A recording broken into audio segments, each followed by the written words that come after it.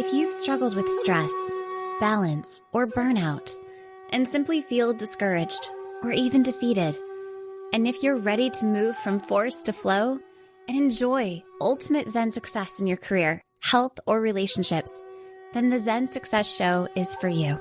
Your host, Carissa Sims, is an entrepreneur, corporate consultant, best-selling author, meditation teacher, and healer who has found her own Zen success. Here's your host, Carissa Sims.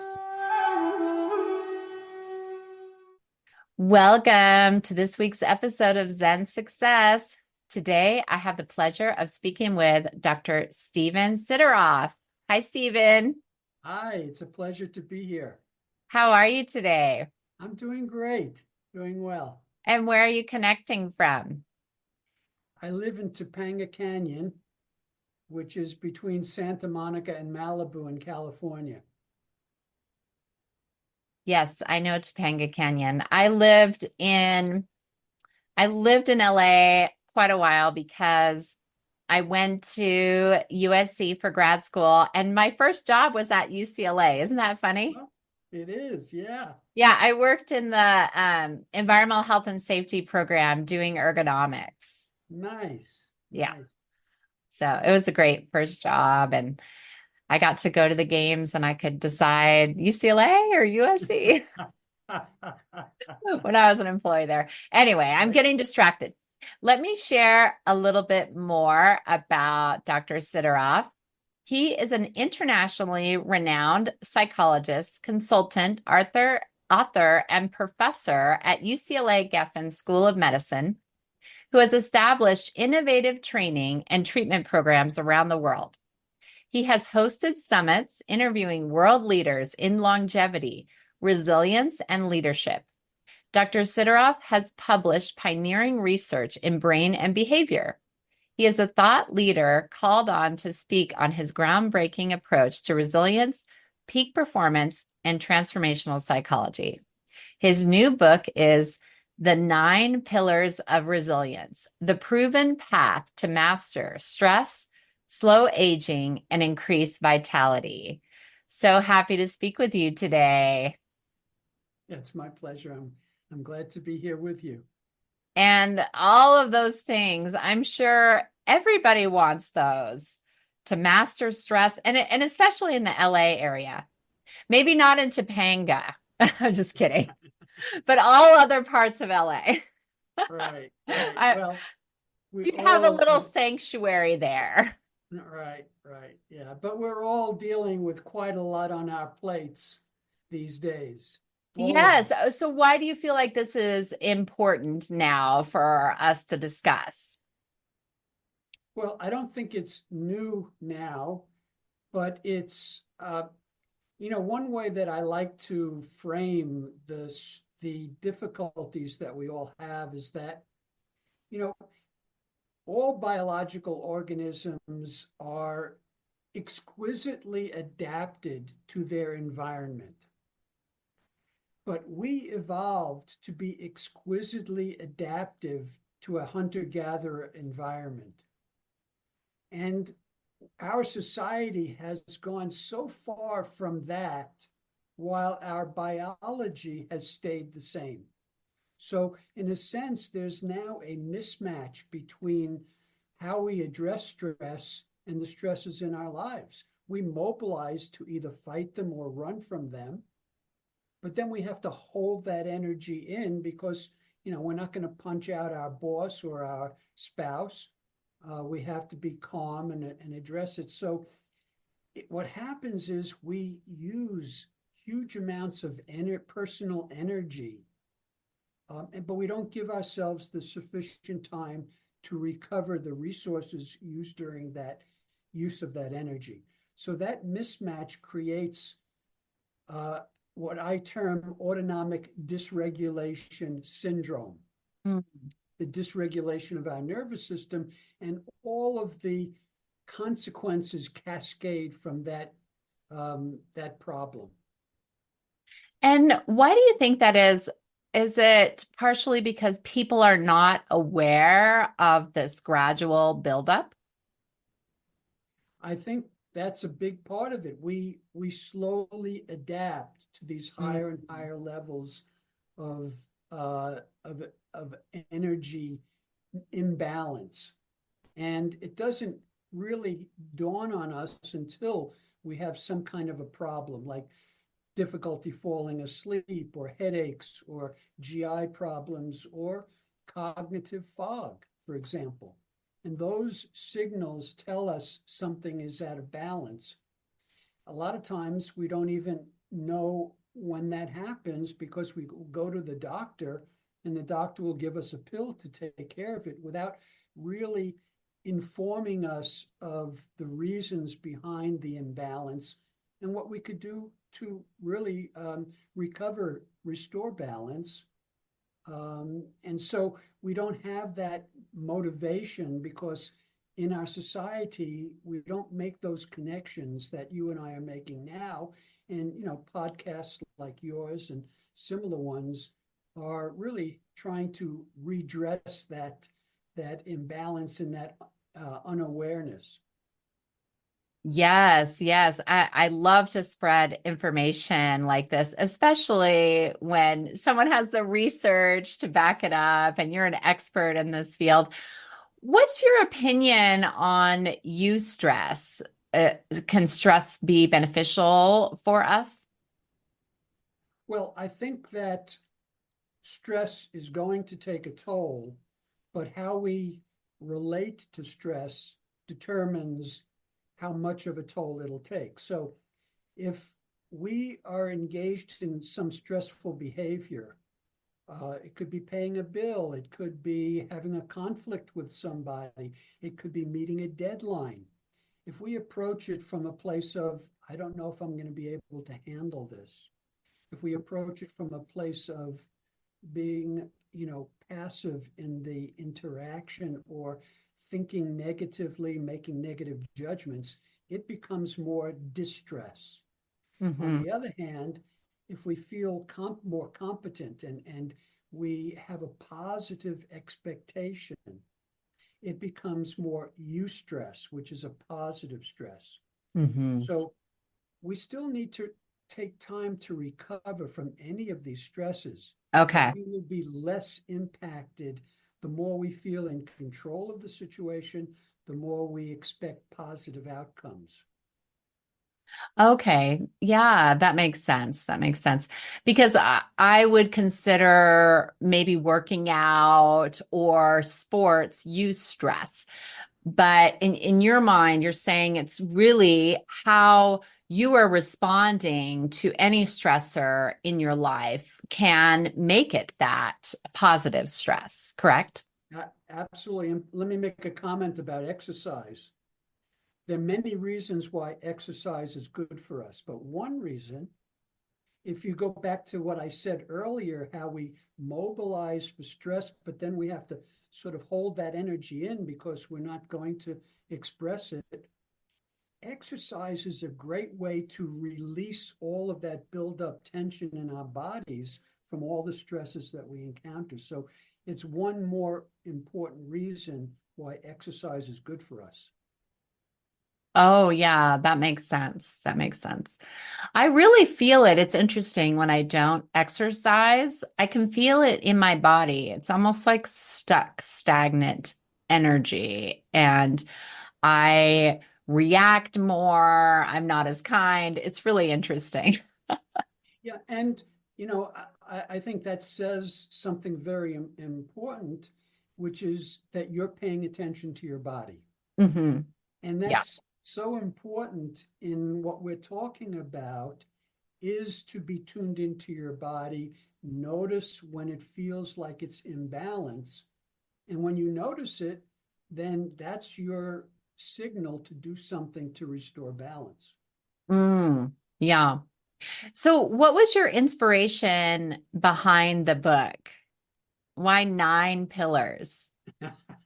Well, I've been studying how we deal with stress, how we deal with all the challenges of life for really my entire working career, because I realized very early on that how we deal with stress is a very big determiner of not only our physical health, but our emotional health and how happy we are in our lives. So I wanted to address that and give people tools.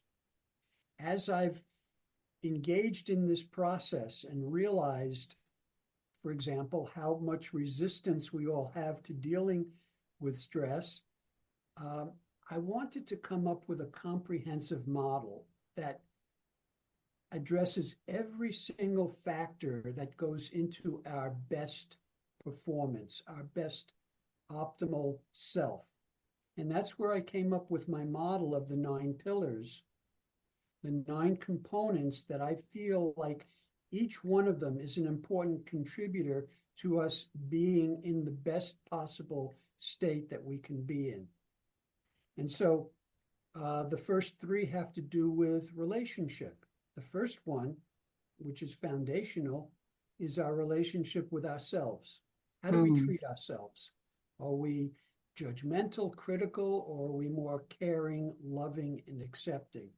Very, very important, because the lessons of childhood manifest in how we treat ourselves. The second one is our relationship with others. Are we able to discriminate between healthy relationships, people who support us, and harmful or toxic relationships where people might be critical or judgmental? The third pillar is our relationship with something greater, and that could be our spirituality. It could be having meaning and purpose in our lives, and giving service, something that connects us to the larger community. The next 3 have to do with organismic balance and mastery. And the first is usually when people talk about stress management, that's my 4th pillar, physical balance and mastery. And that's really keeping the 2 branches of our nervous system in balance, the sympathetic activating branch, the stress response, and the parasympathetic recovery branch. And these 2, it's so important for them to be in balance. But if we think about our day, we could think about how we go from one stress to another, continually activating the stress branch of our nervous system. But how many times in your day, in your life, do you have a signal that says, I'm safe, I could let down my guard? Very few in our day, right? So we're continually Yeah. I ratcheting mean, I up. may be more aware than others. I probably have Well, about 5. very good. Because Yes, I like pay attention, like I will look at things in nature. I'll look at a bird, or my dog will like be there and like to pet her and all of that. that's yes, and that's great. And so in my book, as part of the process, I encourage people to find what I call zones of safety, Okay. moments in our day, in our life where we can say, particularly during mealtime, I'm safe, I could let down my guard, and I can relax and recover, because in a half hour, I'm going to have another stress that I want to mobilize to address, to deal with. And I emphasize during meals, because we have a epidemic of people in our society with gastrointestinal discomfort, pain, illnesses. And one of the key reasons is that we sit down to eat and we're feeling stressed. And we don't know what the body doesn't know what to do, because if I'm stressed, I'm going to use my energy to go into my muscles to prepare for fight or flight, and take that energy away from my digestive system. But then part of me is saying, but wait a second, I'm sitting down to eat a meal. And so your body gets confused. Do I go into the parasympathetic? No, I can't, because I'm thinking about some danger. So it's really important when we sit down for a meal to go into this zone of safety. The fifth pillar is mental balance and mastery. And this is having a growth mindset, a positive mindset from which to approach the world. Okay. Because as we Can we talk, go back to that zone of safety?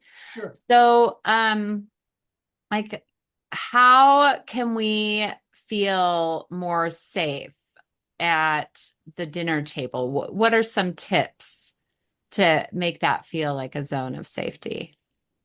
Right. So when you're going to sit down for a meal, um, the best thing you can do is you can block out. Let's say it's a half hour, you're going to sit down, or 45 minutes.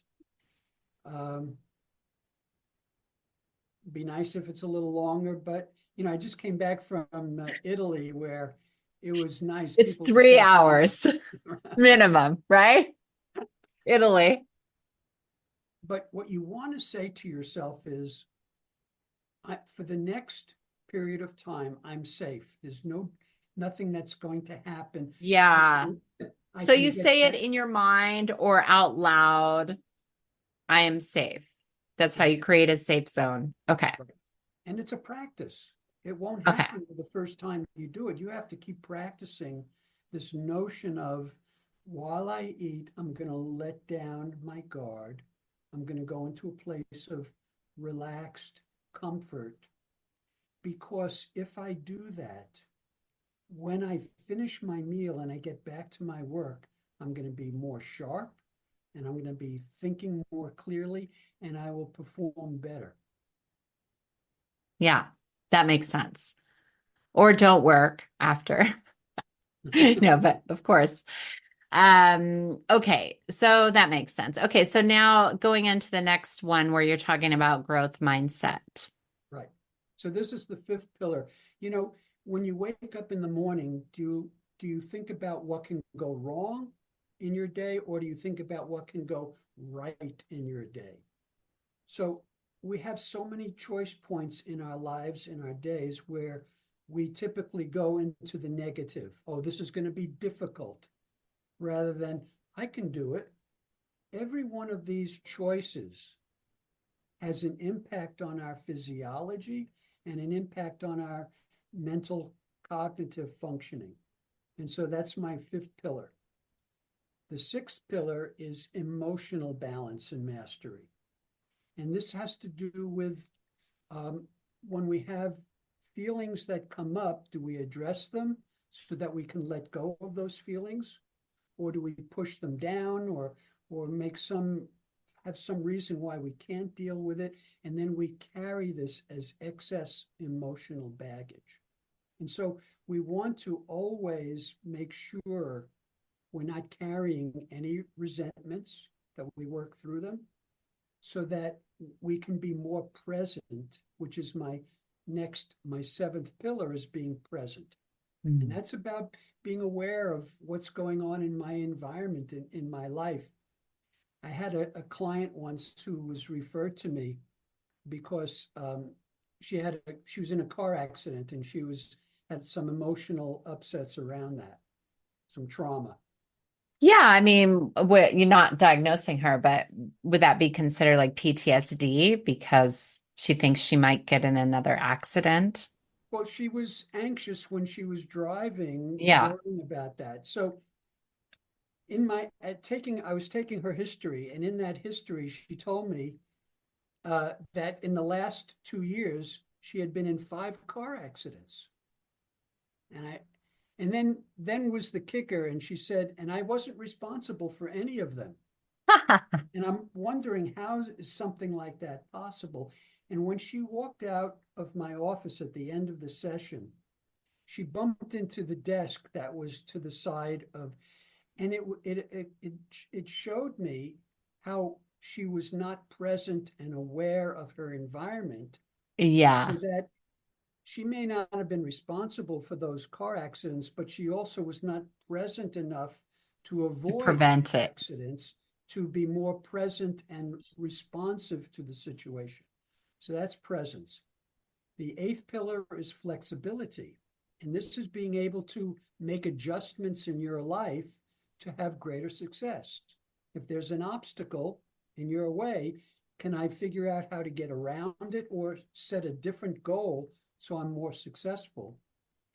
It's also about being able to change my perspective, to see through your eyes, to see through somebody else's eyes. So I have different ways of seeing a problem to help me problem solve.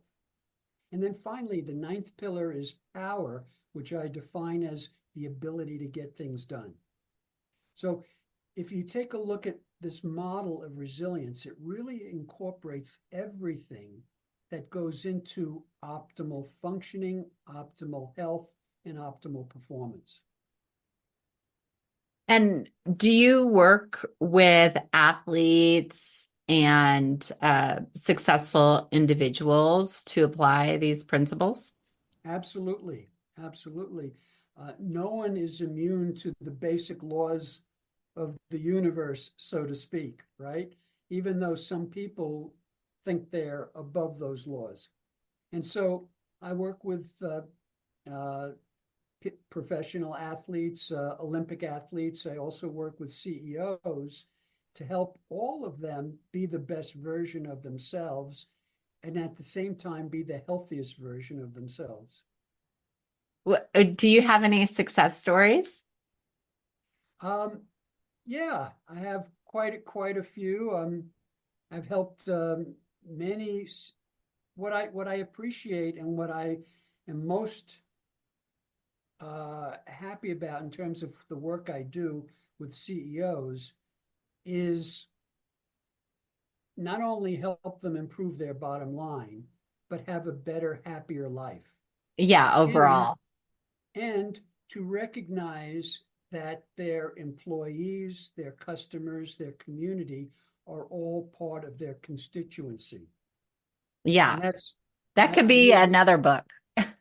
well, I will be starting a leadership podcast in the next couple of months. Oh, there you go. And the goal is to create models of optimal leadership that contains this broader perspective of success. Oh, okay. Wonderful, wonderful. A lot of these pillars in your book, Nine Pillars of Resilience, they remind me of people healing cancer. I feel like it really applies to getting over a disease or healing. What do you think about that? Yes, I completely agree. So, you know, our bodies have limited amounts of energy, and our bodies are always making choices. Where do I send the energy? Do I send it to my muscles because there's a danger out there? Or do I send it to my kidneys to help purify my blood? And so the choice is usually between protect and defend on the one hand and heal and maintain on the other. So I do a lot of work, and a lot of people have responded who've bought my book have shared with me how they've become healthier. They recover from illnesses faster Wonderful. because it improves the functioning of the immune system as well. Because you're giving your body the opportunity for its own healing. Yes, you're giving it that space and giving it that attention in one area. That makes sense. Right. Well, that's exciting. You It can is apply very it to so exciting. many things because in a way, I feel like this book could be a series, like, Nine Pillars of Resilience, and one would be master stress, but you have it all together. And another one could be slowing aging and increased vitality. So it's just a wonderful model for life, I Yeah. think, to live our best life.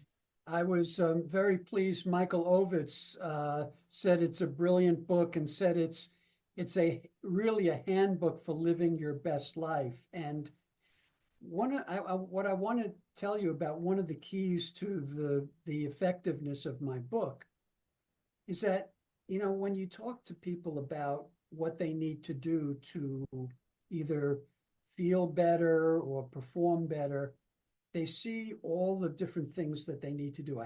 It's like the patient that goes to the doctor and the It's doctor says, stressful. the doctor says, well, you have to get more sleep and you have to stop smoking and you have to stop drinking and you have to get more exercise. And the patient walks out saying, I have to get a different doctor. Right. But in my book, I identify what I refer to as the path. And the path is alongside of us every moment of every day. So the goal isn't all the ways down the road. I have to work hard until I get all the ways down to the end of the road. If I take a few steps outlined in my book, right here and now, I can get on the path. And that's success for today. So every day I can achieve success by simply taking a few steps identified in the book. And once you're on the path, you're heading in the right direction. Okay. That makes sense. And then you have the momentum. Then you have the So, momentum and you feel good about yourself because you're on the path and you're following these steps. what role do you feel like nutrition and hydration play in the 9 pillars of resilience? You know, there are the things that I don't go into that much detail with, but are complementary to being resilient are Mm, hydration, are what you put into your body, the kinds mm. of foods that you choose to eat, and the way you have meals. I have changed my pattern so that I eat within an 8 hour window so that Oh, the yeah. They call it intermittent fasting.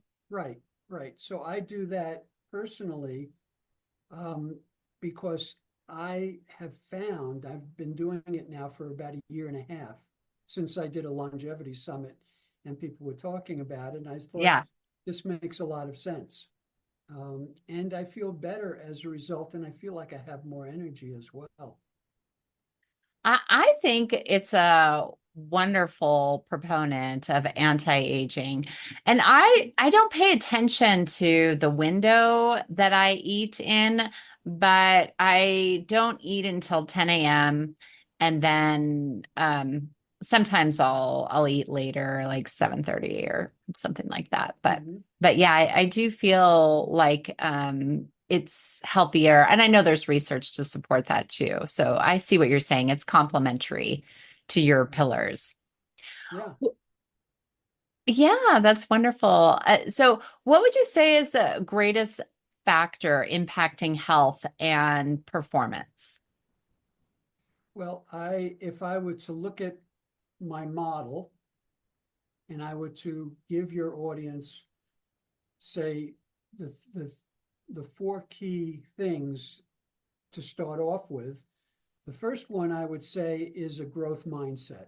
The first one is to approach everything in your life and your day from the perspective of if I'm not good at it, I can get better at it. If I have a weakness, there's a way that I can improve along that dimension. So a growth mindset and a positive mindset, always looking for the best positive way to look at what's going on in your life. Second is your relationship with yourself. Here's where we've incorporated all of the negative messages of our childhood, the inappropriate messages. And so here you want to start listening to your inner voice. How do you talk to yourself?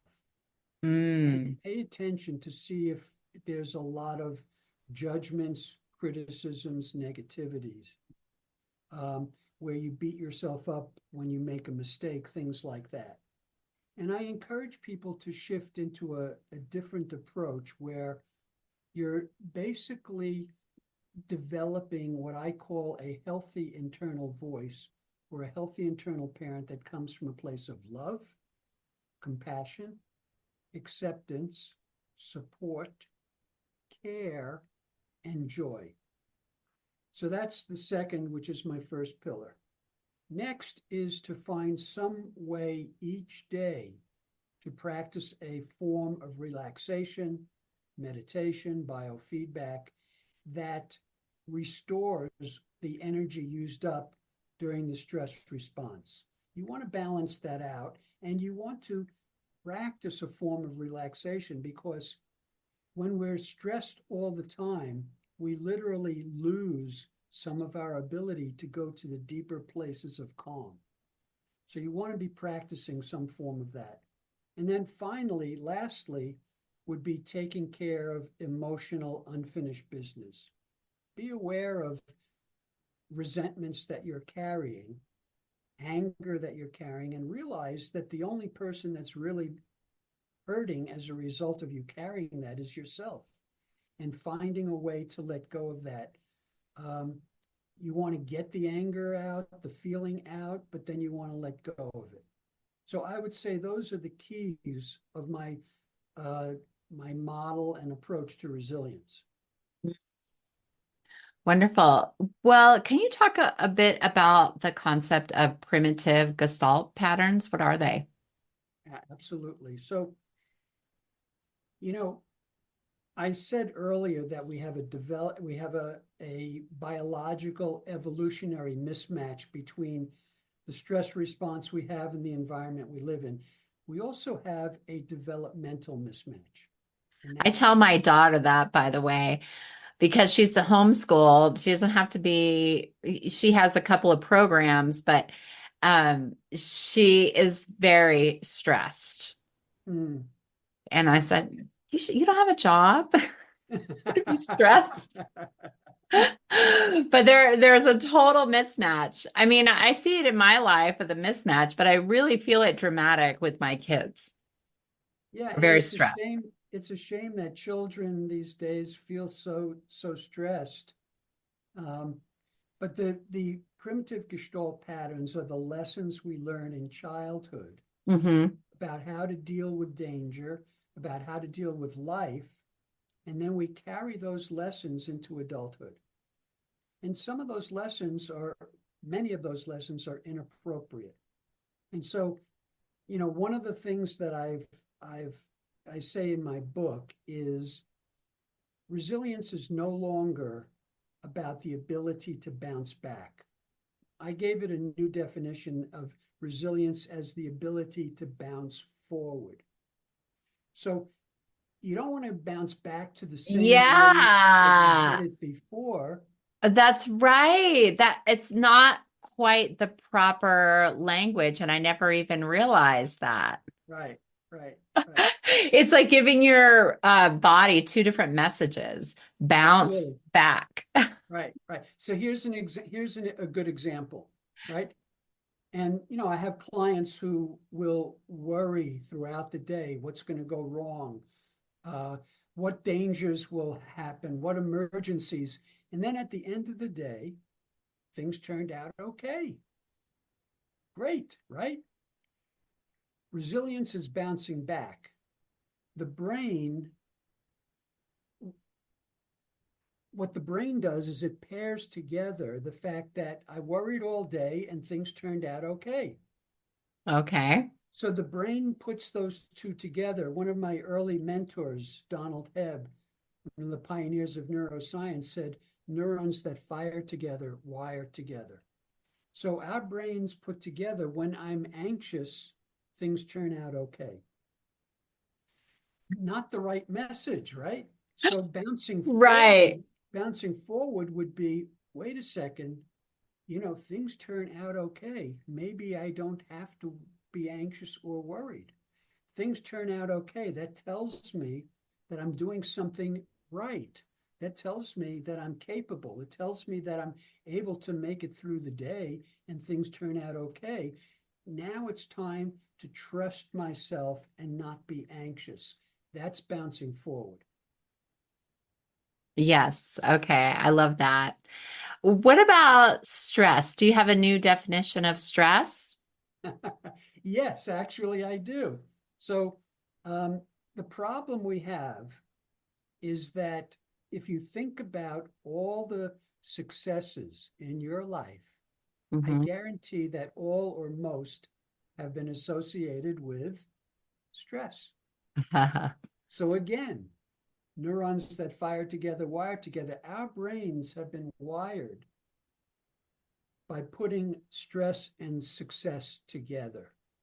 And so we have this unconscious drive for stress because it's always been associated with success. Okay? So the new definition of the stress response is it's a useful tool. But the key is finding your stress sweet spot. Recognizing that to some degree, I need stress to perform at my best, but that there's a peak there. And if I push the stress beyond that, both performance and health goes down. So you want to find the level amount of stress that allows you to perform at your best. Now, here's the interesting thing. The more resilient you are, so here, think about that curve, right? With this peak. And you want to be in that window of optimal functioning, right?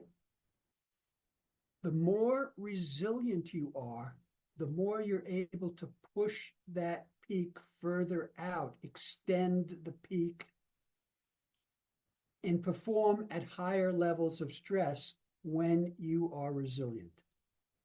So it's another reason for becoming resilient, because you can handle stress better. So would that tie into having the best mindset for greater resilience? Is that the same thing you're talking about? Okay. Yeah. So every time you encounter a stress, you take it as a challenge. With the realization that every time you challenge yourself and you learn a lesson, bouncing forward, you become more resilient. You become more capable. You grow your capacity so that fewer stresses are of concern to you. Yeah, that makes sense. And it may eventually not affect your body as much, maybe not as high cortisol levels. I mean, physiologically, there could be a change because you're thinking, oh, maybe endorphins, maybe it's positive feelings now that you have this stress or challenge. What do you think? Yeah, all of these things weave together. Mm-hmm. We're not going to totally get away from the impact of stress, but we can mitigate it through all the things we're talking about. For example, I'm about to do a study right now where I'm working with a company that assesses biological age. Are you familiar with that? No, Okay. So it's a way but of it sounds like I need to know about that. it's a growing area where we can, with sampling our saliva, we can see the process of cell methylation in our bodies. And from that, we can determine how fast or slow our body is aging. So I'm going into one of these companies and we're going to get volunteers who've already gotten their biological age. And we're going to give them my resilience assessment and get their resilience profile. And my hypothesis is the people that score the highest in my resilience will show the slowest aging. Now, I have a one case example myself. 2 years ago, I got It's my good. You practice what you preach. So 2 years ago, I got my biological age, and it was 20 years younger than my chronological age. And I attribute it to my model of resilience and living basically based on my model of resilience. Well, congratulations. So That's we'll do the study, and when next time we meet, I'll let you know if the results follow. Oh, that's great. That's Yeah. great. Well, do you have some practical strategies that we can use to develop resilience? Yes. So the first one I will suggest is any time that someone is feeling upset, stressed, go to listen to your internal voice and see what it's telling you, because I guarantee you, whenever you're stressed or upset, you're giving yourself some message of, I'm not going to do well, people are going to judge me, etc. So I suggest that when you feel that way, check in with your internal voice, notice how you're talking to yourself, and then shift into the development of the healthy internal voice that I just characterized by coming from a place of love, compassion, acceptance, support, care, and joy. Make that shift, speak from that place, and engage in an ongoing process of developing that healthy internal voice. So that's one. The second is practicing some form of relaxation. Yeah. And a key to that, I'll give everybody a key, is to breathe at approximately 6 breaths per minute while you're doing a relaxation exercise. When you breathe at approximately 6 breaths per minute, you bring a number of physiological systems into alignment, and you create what's referred to as heart rate coherence.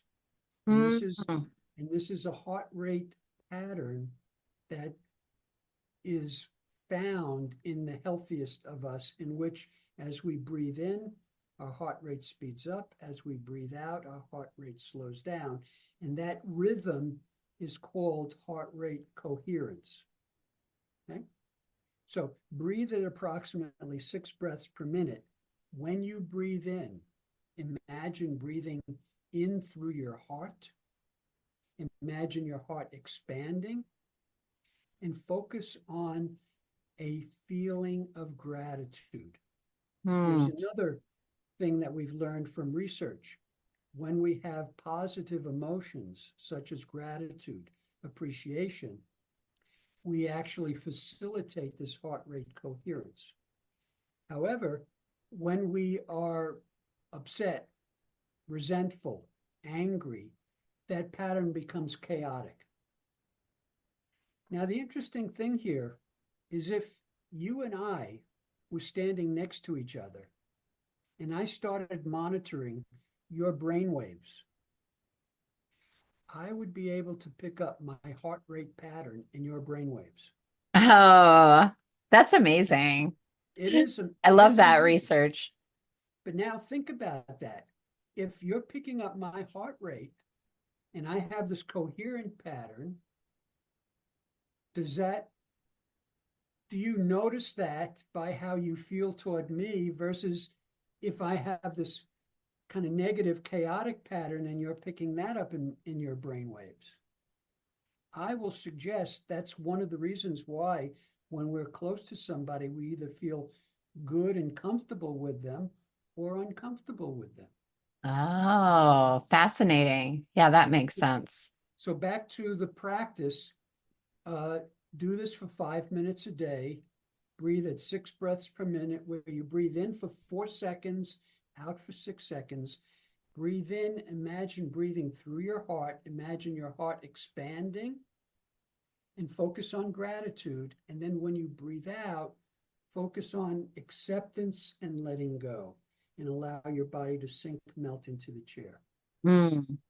So that's something that can facilitate people's becoming more resilient on a daily basis. Oh, thank you for those tips. That's wonderful. It reminds me of Heart Math, that It's, institute. yes, Yeah, a lot of the research comes from heart math. Heart Math Yeah. Institute. What is Zen success to you? What is Zen success? Mm-hmm. Well, the first thing that comes to mind for me is acceptance. Oh, wonderful. Okay. And there's so much in our world, in our lives today, that are difficult to accept, that are upsetting, Mm. are that we don't like. But one of the keys, another key to resilience, and this is Zen success, is that if there's something that disturbs you in the world, but you don't have any control over it, it's important to find a place of acceptance and letting go. Because, as I said earlier, we have a limited amount of personal energy and personal resources. You want to be efficient with the use of your personal energy, which means that you don't want to be mobilizing your body for something that you can't have any impact on. So that's acceptance of what we can't change, and letting go would be a very big key to resilience and to Zen success. Yes, yes, wonderful. Well, it's been such a pleasure connecting with you and hearing about your book, 9 Pillars of Resilience, the proven path to master stress, slow aging, and increase vitality. And I'll put your website and how to order your books in the show notes. So thanks for being on my show today, Stephen. It's my pleasure, and they're wonderful questions. And yeah, my book could be ordered on Amazon, Barnes and Nobles, and it's in bookstores as well. Beautiful. Okay, thank you. You're welcome. My pleasure.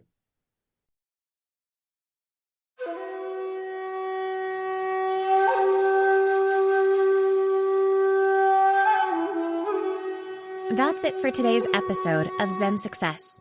Head on over to iTunes, Google Play, Spotify, or wherever you listen to shows. Subscribe to the show and share with friends. Be sure to head on over to ZenSuccessShow.com to help you on your Zen success journey. And join us on the next episode. May you find your own Zen success in life.